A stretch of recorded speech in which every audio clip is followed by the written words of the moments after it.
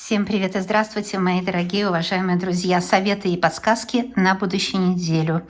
На этих картах Таро, к чему вас подведут высшие силы и что от вас уйдет. То есть, что будет в будущем, что у вас на пороге. И я вам предлагаю устроиться так, чтобы вам было удобно, вам ничего не мешало, вы, используя для себя, провели это время и получили нужные вам подсказки от карт. Можно выбрать левый или правый расклад, как я всегда говорю, что я не имею права вам указывать, что вам делать. Если вы привыкли к гаданию онлайн, пожалуйста, выбирайте. Два расклада есть, левый и правый. К чему вас подведут высшие силы и что заберут? Здесь вы как сигнификатор. Вот как вас видят высшие силы на будущей неделе, да, кто вы по мнению высших сил. То есть сигнификация — это важное, что-то важное о вас, что вам нужно знать. Так, смотрим на этой колоде, вернее, с этой стороны. Тройка чаш, такая карта, да. И написано, что высшие силы хотят вас приготовить к тому, что у вас будет очень счастливая новость. Что сейчас именно происходит то, что идет прорыв в какой-то области. Для кого-то это именно, смотрите, или помолвка, или беременность, или graduation, то есть вы будете заканчивать какое-то учебное заведение, какие-то секреты откроются для вас. И высшие силы хотят вас приготовить к празднику, что вам время уже собраться с силами и увидеть жизнь оптимистичную, потому что вы будете очень счастливы, да? А еще написано, что то, что у вас не получалось, то успешно завершится и будет начинаться новая страница в вашей жизни. Вот это ваш сигнификатор по левому раскладу. По правому раскладу, смотрите, на этой карте все видно и понятно, это тройка мыслей, в этих картах это тройка меча. И здесь сказано, что ангелы сейчас следят за вами, они наблюдают, они вам помогают избавиться от негативного влияния. Это могут быть чужие люди, другие люди, споры, скандалы, чужие какие-то указки в вашей жизни или же какая-то тяжелая ситуация, которая случилась не по вашей вине. И сейчас ангелы говорят: возьми себя в руки и знай, что ты никогда не бываешь одна, потому что ангелы иногда слышат, как вы говорите, что почему я одна, почему меня никто не понимает. У вас есть хотя бы два ангела, которые вас понимают, и глубоко внутри вы об этом должны знать. Так что здесь поддержка в трудную минуту по правому раскладу, а по левому раскладу тройка — это прорыв. Итак, я беру теперь по две карты. Такой расклад называется пирамида по моему методу. Одна, две и потом три карты. А кто-то мне написал, что не нравится, что я читаю два расклада одновременно. Но, дорогие мои, так мне открывают высшие силы, да? Я же не читаю одновременно. Я вначале одну карту с этой, потом другую с той. То есть все постепенно идет. Итак, что еще скажут высшие силы по левому раскладу? Что у вас будет? Что произойдет на будущей неделе? Интуиция и откровение написано на карте. Интуиция — это возможность увидеть то, что для вас будет правильным. И интуиция, она не сама по себе, это живая энергия. Мы думаем, что да, просто интуиция, такой gut feeling, такое чувство такое внутреннее. А на самом деле интуиция — это ваш ангел-хранитель, вам это все говорит. Это не просто так. Написано, что нужно слушаться интуицию и те откровения, которые вы получаете, потому что именно сейчас у вас есть самая первая проблема — это страх. Страх двигаться вперед, страх от этого человека, от того человека, от этой ситуации, от той ситуации. Этот страх делает так, что постоянное беспокойство. И это беспокойство является преградой между вами и вашей целью. Этот ангел говорит: главное — понизить страх. Это значит доверять, что интуиция — это внутренний голос ангелов. И вы не будете бояться, а значит делать будете то, чего боялись раньше. По этой карте четверка меча. Но видите, замок изображен на карте, так что вот это ваш замок, да. И написано, что вы работали очень тяжело и много усилий затратили на это дело, которое вы знаете, которым вы занимаетесь. Или, может быть, вы много усилий потратили на того или другого человека, да? И вы теперь спрашиваете у высших сил, а почему нет результата? И 4 меча говорит, что нужно было пройти сложный период, без него никак. Ведь не бывает, никогда не рождается какое-то великое произведение искусства или какое-то открытие без мук творчества, да? И муки творчества, они обыденные, они не такие, знаете, как в кино. Поэтому то, что было у вас в эти распри, какие-то сложности, проблемы, это все так должно было быть для того, чтобы родилось какое-то вот счастье, какая-то удача, да. Здесь написано, что вы, может, купите новый дом, buying a new home, вы здесь купите новый дом, или engagement, или будете с кем-то engagement — это просто помолвка, да, а engagement — это тоже с кем-то будете взаимодействовать на ваших правилах, может быть, для дел или для любви взаимодействия. И у вас родится или ребенок родится у кого-то, а у кого-то родится вот идея. Новые дела родятся. Очень хороший расклад. Смотрим по правому раскладу. 7 чаш, хорошая очень карта, но она говорит, что сейчас ангелы вот показывают вам 7 разных способов, как достичь того или другого. И вы знаете эти 7 способов. Но вы сами себе не доверяете. И вы говорите, я боюсь это делать, у меня не получится, здесь слишком я далеко копнула вниз или вверх, да, и так далее. И вы думаете, что это все иллюзии, потому что 7 чаш часто показывает вам вещи, которых вы боитесь. 2 причины страха есть. Или вы боитесь, что вы не сможете этого достичь, или вы боитесь, что будет провал, у вас не получится, да? То есть на самом деле вот и тот, и другой страх, он не безосновательный, понимаете? То есть вы боитесь, что не получится, и боитесь, что получится. В общем, здесь какая-то вот такая катавасия. И 7 эмоций или чаш говорит вам, что теперь небеса открыты, чтобы вот эти все иллюзии в этих чашах стали, наоборот, вашей мечтой, которая будет исполняться. Так что не сомневайтесь, мечта у вас будет исполняться. На этой карте мы видим, это ваш ангел-хранитель, и это ангел-хранитель любви. И написано на карте, что теперь ваши эмоции, они становятся более зрелыми. Да? Вы взрослая девочка, и своим эмоциям вам нужно доверять. Вы должны доверять тому совету, который вы даете сами себя своим внутренним голосом. И все ваши challenges, это проблемные ситуации, да, они будут решены. Потому что сейчас именно ангел-хранитель уже решает ваши задачи. Нам иногда не видно именно того момента, когда ангел-хранитель уже начинает решать ваши задачи. И постепенно, натурально вам кажется, что это вы решили, но на самом деле вы были всегда в паре с вашим ангелом-хранителем и вместе решали задачи. И теперь вы должны в себе открыть какие-то новые характеристики. Это новые черты характера, да? Это новые, может быть, внешние какие-то признаки, которых вы стеснялись. Должны в себе все это открыть и интегрировать. Потому что ангел-хранитель говорит, без этого никак. Если вы не интегрируете в себе эти главные черты, то вы пропустите главный момент в своей жизни. Я уже выложила вам пирамиду из, вот видите, 6 карт. 1, 2 и 3.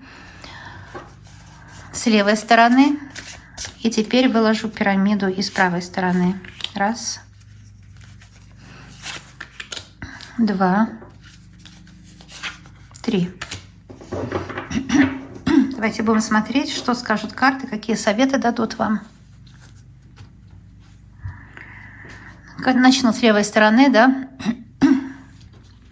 Это 3 совета. 3 совета высших сил. Первая карта советов, она четко и прямо говорит, что послание будет. И это послание от вашей хроник Акаши. Там, где есть изобилие. Вот этот ангел изобилия. И он вам посылает послание, что у вас пойдет карьера в гору. Все, вы получите, кто хочет, новую работу. Кто хочет, это продвижение по службе. Кто хочет, получит доступ к новой какой-то школе, академии, техникуму. И это будет путевка в вашу новую жизнь. И вы, может быть, не чувствуете, что вы готовы к таким переменам. Вы думаете, что это сложно, что вы не сможете.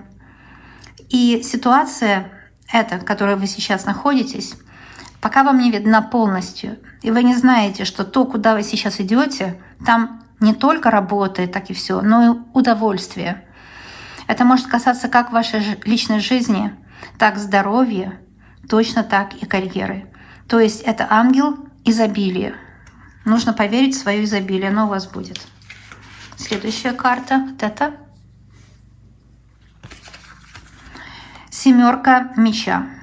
Семерка меча говорит вам, вот это вы в детстве. Вам в детстве просто обрезали крылья, да? Вы должны были все, что хотите сделать, но вам сказали, да, ты не можешь туда-сюда, и вы утеплились в такой одежде.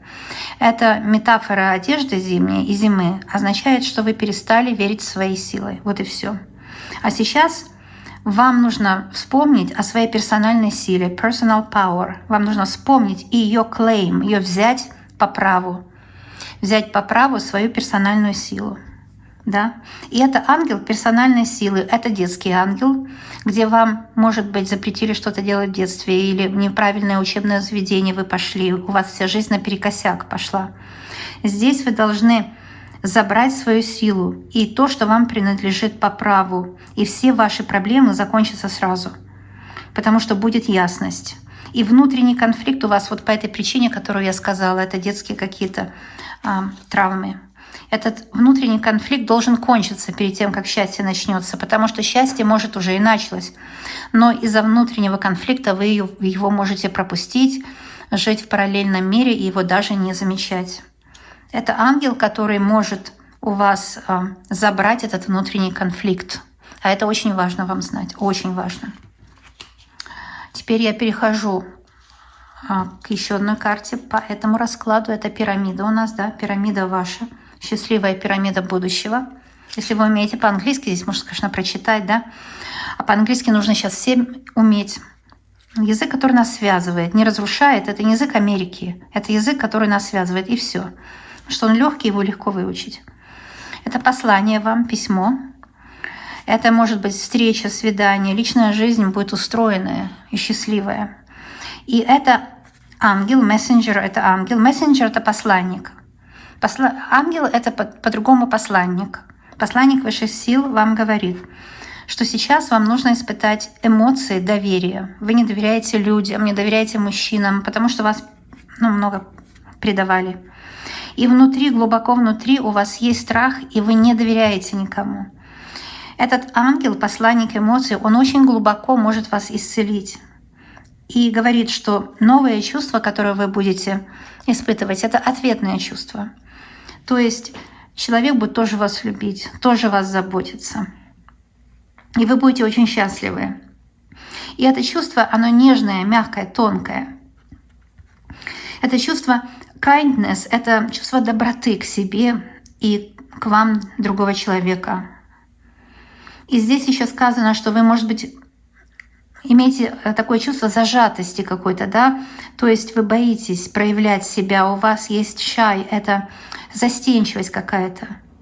И вы очень чувствительны. Но застенчивость — это хорошо, говорит о том, что у вас чистая душа, но на этой карте говорит, что нужно избавиться от этой застенчивости, потому что вы как краснеете постоянно. Вот эта застенчивость, она мешает жить. И если вы не можете сами справиться с этой застенчивостью, вам ангел поможет. Переходим к правому раскладу. Первая карта советов. Здесь 3 совета. Но вот это ангел-покровитель. Это также может быть мужчина, который сейчас, видите, пишет вам письмо. Хочет с вами встретиться, любит вас, обожает, хочет дать вам хороший совет.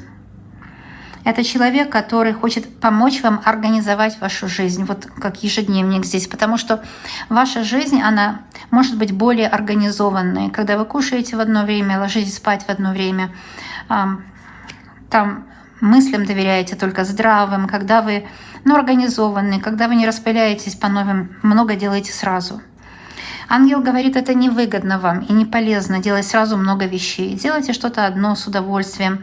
И всегда полностью быть involved, то есть то, что вы делаете, вот в это и погружаетесь, потому что ангел часто видит, что вы делаете одно, уже думаете о следующем деле, потом еще об одном, и вы постоянно в растерянности, и вы постоянно устали, утомились из-за того, что сразу делаете много дел.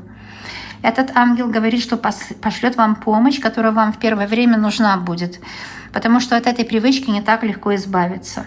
Он будет вас продвигать в сторону креативной логики, когда вы доверяете здравому смыслу, да, и тоже верите в свою звезду, верите вот в эту духовность невидимого мира. Он будет вашим ментором, то есть вашим помощником, да. По-моему, по-английски ментор, а по-русски ментор. Но я точно не знаю, напишите мне в комментариях. Следующая карта — это еще совет, вот этот. Здесь написано 8 меча. И по этому символу многое понятно. Символ, он живой, это не просто картинка. Нет, не думайте. Итак, здесь вот кто-то вами руководит, управляет, да? Вот как игра в кальмара, знаете, кто-то вами управляет. Кто-то знает правила игры, у кого-то есть ключ к этим правилам, и кто-то может поменять правила игры, а вы просто пешка там, да? Вы исполняете роль. И вы надеетесь на лучшее, но этого лучшего пока нет, и вы не знаете, почему это происходит. Вам приходится иметь постоянно какие-то ограничения, вот эти тонкие линии, по которым вы идете, какие-то ограничения. И это 8 меча. Вам тяжело, вас ограничили другие люди, вам навязали какую-то волю, навешали всяких замков, да, вот эти игроки. И вы в эту игру играете. Хоть и вы можете выйти из этой игры в любой момент. И эта карта говорит, выйдите из этой игры. Все, поверьте в свои силы, что вы можете сами.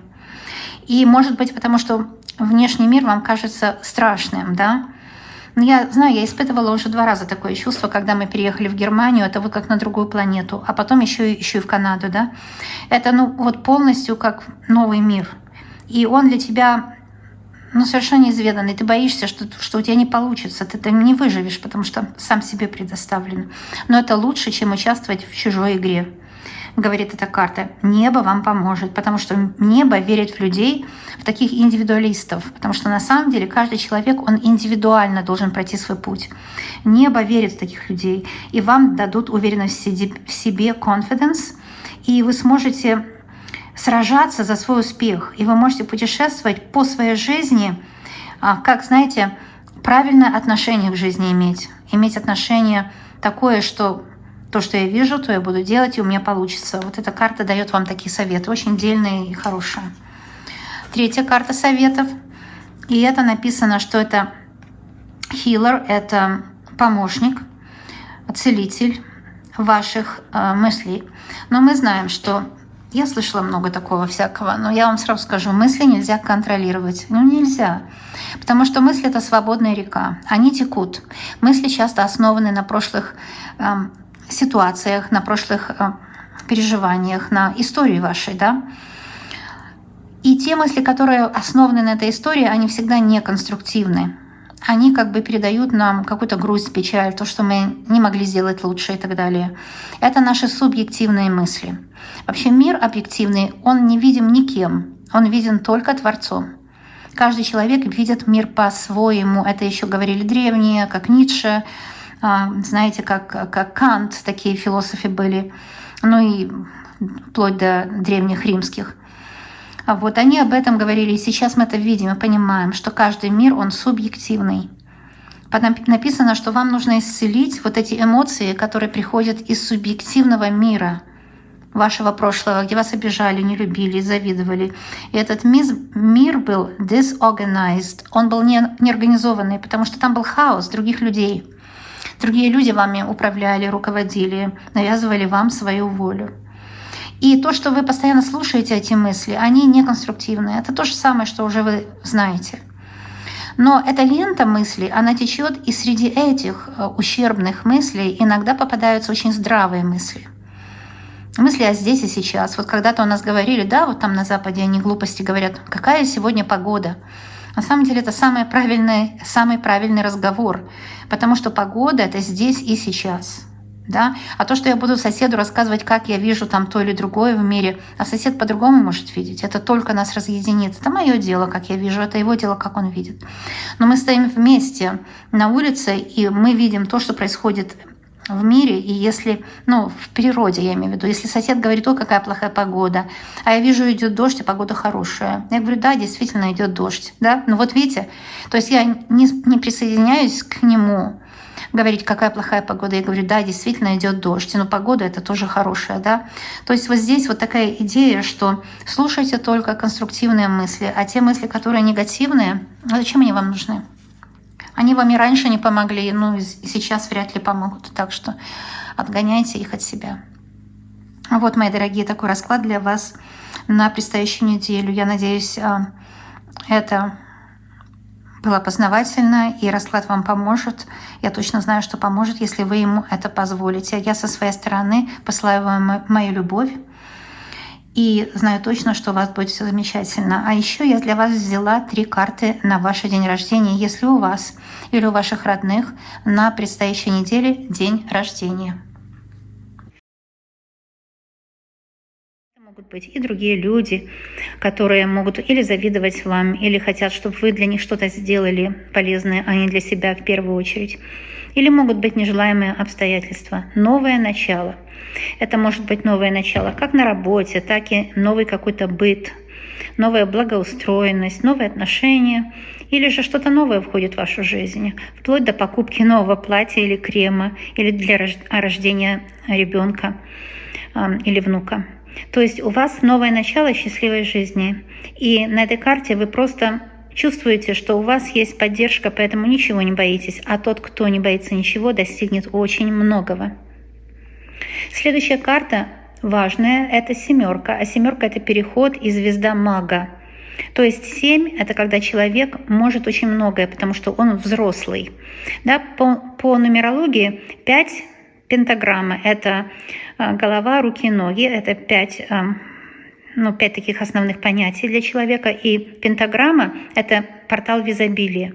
6 — это когда у человека уже есть взрослость, то есть он может родить детей, да. Это звезда Давида, 6 окончаний, то есть он уже может себе подобных рождать. Ну а 7 — это еще когда вот как 3-й глаз у восточных народов, когда у человека еще есть разум. Разум знает, что хорошо и что плохо именно для него, то есть для вас.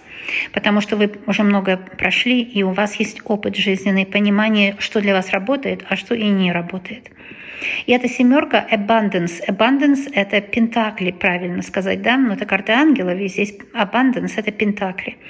То есть у вас хватит мудрости жизненной или в мудрости по профессии очень хорошо зарабатывать. И то, что вы сейчас делаете, начнет приносить вам прекрасные всходы. Это у вас будет более стабильная работа, стабильные финансы, хватит денег на каждый день, на то, чтобы оплатить по всем счетам, еще останется. У вас будет такая уверенность в завтрашнем дне, то есть есть одолженные деньги, есть деньги, отложенные на пенсию. Если вы думаете, что пенсия там в других странах с неба падает, тоже неправда, потому что на пенсию во всех странах люди сами себе откладывают, а пенсия по старости, она такая маленькая, что не хватит даже на какую-то одну комнату или на кусок хлеба, но в Канаде это точно не хватит. Так что я иду к тому, что вы сейчас будете иметь хорошую работу, зарплату и сможете сами себе отложить на пенсию или купить недвижимость, а когда будете постарше, эта недвижимость уже будет стоить намного дороже, потому что вы выгодно купите в хорошем районе, и это будет для вас хорошо. То есть у вас будут деньги. И деньги заработаете либо вы по профессии и так далее, либо кто-то из ваших родных. А 7 пентакли иногда означает наследство. Да, многие, например, в Канаде, как и у нас, кто не имеет хорошей работы, вот здесь рождены, у них родители живут в домах, дома очень сильно выросли в цене, и родители оставят им дома. То есть эти люди, они уже не будут нищими, когда будут постарше, да. Во многих странах это есть. То есть, может, вы наследство получите, но деньги у вас точно будут. И высшие силы вас хотят в этом убедить, чтобы вы не откладывали на черный день, а сегодня жили для себя. 3 карта, 10 меча. Thoughts — это мечи, 2. Но вообще мысли присущи всем мастям. Мечи — это какие-то проблемы, сложные задачи. И 10 — это новый виток вашей жизни. Такой простой девиз, что ли, этой карты — это Не бери в новый день старые проблемы, да, потому что 10 — это новый день, а мечи — это проблемы. И вы видите, что вы стоите в шубе, то есть, да, шуба метафорически это означает, что, может, нужно утеплиться, то есть нужно где-то сэкономить деньги, не тратить их на какие-то сумочки, там, Луи Виттон, то у кого, или еще на какие-то сложные, какие-то ненужные вам вещи. Нужно как-то поберечь свои средства, да, и вы стоите у открытой двери, у вас там есть слуги. Слуги — это значит дружелюбный ваш дом, да, который вам служит верой и правдой. И вы под руку с любимым человеком, и у вас шикарная одежда, вы куда-то идете или в театр, или в кино. То есть вот такая картинка. Но эта картинка на самом деле она живая, потому что любая картинка на карте — это не картинка, это метафора, это суть, живые советы. И здесь карты, эти три, особенно последняя, десятка меча, говорит: не бойтесь идти дальше. Впереди не будет страшно. Все сложности уже позади. Впереди новый прекрасный день. Не бойтесь идти дальше. Знайте, что новый день принесет вам новые радости, да, и вы найдете то, что ищете, и вам будет интересно. Вот как люди, которые на этой картинке идут в театр. Что такое театр? Это приключение. Будет какая-то пьеса, и вы не знаете, чем там кончится, и о чем там будет, и будут красиво наряженные люди, и все будут стараться для вас, и оркестры, и актеры, или балетные актеры, или оперные. Но это не обязательно. Сейчас уже мало кто ходит в театр, но, может, вы и ходите. Потому что новое время, новое веяние, да, все эти классические произведения, они прекрасные, но они часто имеют в себе то, что уже того нет, этого больше. Они просто как бы исторически интересные, да. Здесь не в этом суть. А суть сама метафорическая, что вы входите в новый мир, полный приключений, вот как мир театра. И да, в театре все актеры, да, и вы часть этого представления как зритель. Вы, кстати, самую важную роль играете, потому что вы наблюдатель. И вы все знаете, что по квантовой теории именно наблюдатель решает, будет то, на что мы смотрим, материальным или просто духовным, как энергией, да. Наблюдатель все решает. Если есть наблюдатель, спектакль будет идти. А если наблюдателя нет, то есть того, кто сидит в ложе, кто сидит в зрительном кресле, если такого человека нет, не будет и спектакля. Спектакль этот никому не нужен будет, да? Как у моего любимого режиссера Бергман, вы, может, знаете, да, из Швеции, спросили: если у вас такие великие фильмы, которые вы считаете вашими самыми лучшими, но люди их не оценили, они не собрали кассы. Он говорит: нет, таких фильмов нет. И он больше ничего не ответил даже. Он не стал на этот глупый вопрос отвечать. Потому что если это никому не нужно, это не нужно шить. Да? То есть платье нужно только шить тогда, когда оно кому-то нужно, что кто-то будет это носить и так далее. То есть мы можем думать 1000 раз, что наше произведение искусства гениальное, но если оно никому не нужно, оно нужно только нам, оно гениальное только для нас. А раз это гениальное произведение только для нас, там, значит, только наша правда. А правда каждого человека чисто субъективная. Если там только наша чисто субъективная правда, тогда это не правда моего соседа, друга, ваша правда и так далее. А у вас своя правда, и в этом нет актуальной правды логического мышления. На самом деле такой правды никто не видит. Что как есть на этой земле, видит только Творец, потому что мы все видим мир субъективно.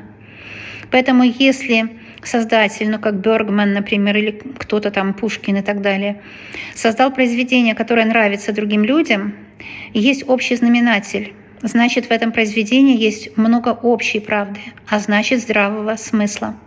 И ваша жизнь по этой карте будет наполнена здравым смыслом. Это именно вот тот цимус, да, тот изюм, то самое главное, что вам нужно знать, что когда вы выходите в новое пространство наполняется здравым смыслом, наполняется новыми свершениями, новым приключением. И пусть там будет зима на улице, неважно, какое время года, не в этом дело. Главное, чтобы у вас был ресурс, то есть у вас была теплая шубка. Помните, как в «Снежной королеве»? Важно, чтобы была теплая шубка. Без теплой шубки нельзя в Лапландию. А если шубка есть, все остальное мелочи жизни. Шубка — это ваш ресурс, это ваше умение в вашей профессии, это ваше прекрасное отношение к себе, это ваше уважительное отношение к другим людям с их собственной правдой и понимание разницы и так далее.